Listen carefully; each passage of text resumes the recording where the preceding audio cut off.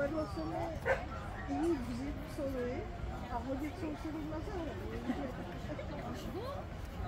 Ale ona už nemohla chodit, protože si přikazuje. I można na ziemię. No, tam, tam furt seděla a oni tam dělali strašný bajku. No, rozumím.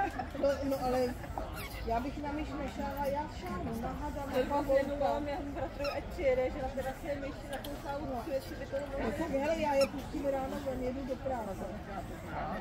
A na terase mi přinesli myš a já co já budu dělat? Paczka, ne? No, To je ani na lobo. ale já to beru do papírového. No to bych omdlela. Ale tu máš přímý kontakt, ta lopata přece tam je ta nasada dřevěna. Je tam je trochu čistě mezi tím, že?